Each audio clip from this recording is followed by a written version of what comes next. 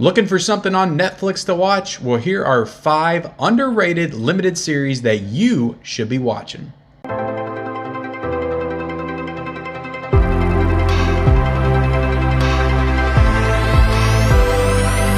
Hey guys, and welcome back to our channel. I'm Michelle. And I'm Ken, and today we're going to be running through 5 limited series on Netflix that we think that you guys should be watching. So, I wanted to do more like recommendation style videos. For one, just to talk about all these shows that we've seen and haven't really got a chance to talk about yet. And for another, just everybody's always looking for something to watch. So I thought it would be cool to kind of go into some more under the radar shows and target Netflix, because who doesn't have Netflix? Right, yeah. So I feel like all of us have been in a situation where we don't know what to watch. So we're here which is to crazy. help you out. Crazy considering that there's so much right, to but watch. sometimes that's a problem. Yeah, and I targeted the limited series specifically because we could have went into shows that have like multiple seasons and stuff, but a lot of these shows that we're going to talk about are very easy watches. Yes. They're very bingeable series. You get in, you watch 6, 7, 8 episodes, I think, are some of these, and then you're done. So it's like a movie, only in like episodic form. So yeah. But yeah, guys, if you are just now finding us here on YouTube, please hit that subscribe button. Subscribe to Married with Media for more great streaming, TV, movie-based content. That's the kind of stuff that we cover here. Also, be sure to like this video, guys, and comment down below if you've seen any of these ones that we're covering, if you're going to watch any of these ones that we're covering based on our recommendations. Let's go ahead and get into this list, because I know we had to kind of refresh ourselves on some of these, because it's been a couple of years since we've seen some of them. So but the first one that we want to talk about is one that's a little bit more recent. Right.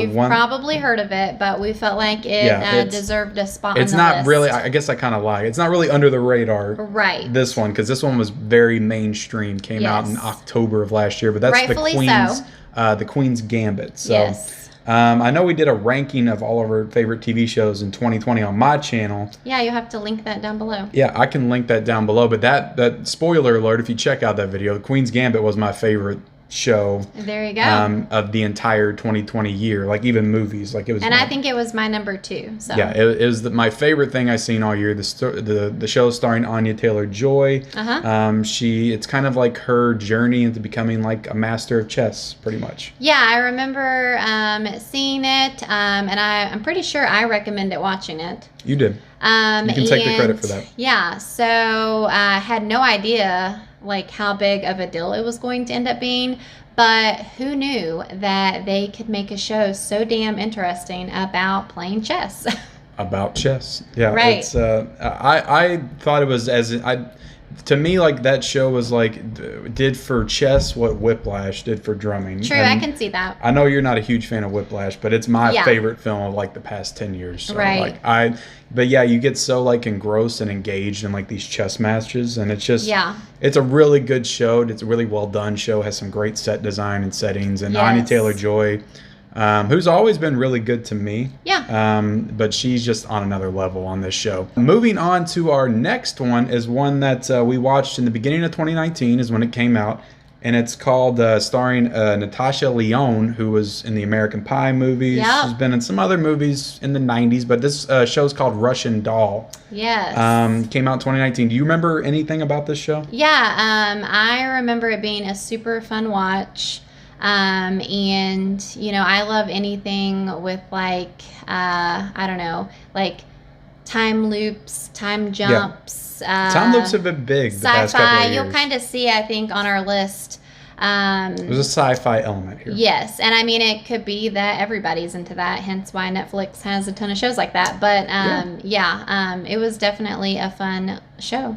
Yeah, it definitely capitalized on the time loop. I feel like that's become a thing. We've gotten Happy Death Day. You got Palm Springs last year. Right. That one movie we watched earlier this year, a map of tiny perfect little things. Oh, yeah.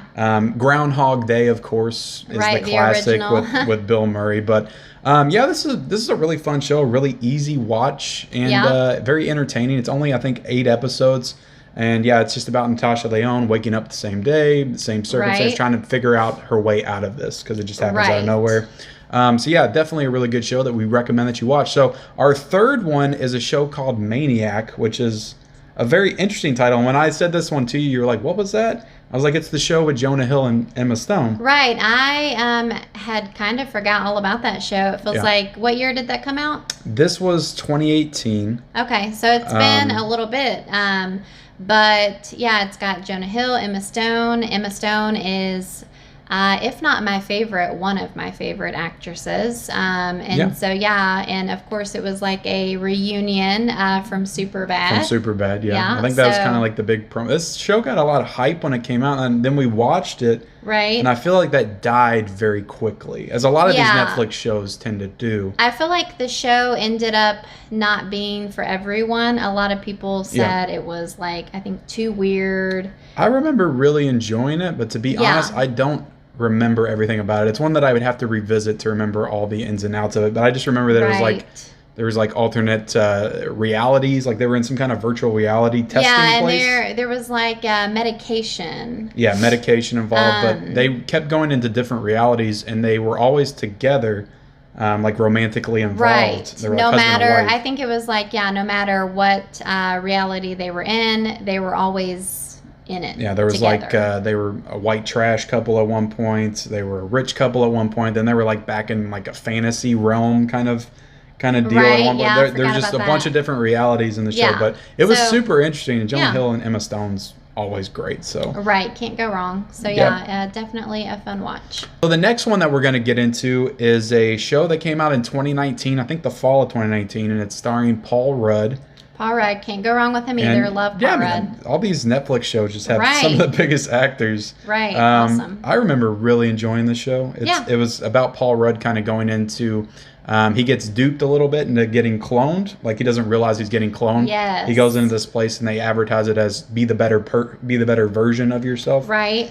And he gets cloned, and then basically the clone takes over his life. Right. And kind of throws him out, so he has to figure out how to like maneuver his way back in.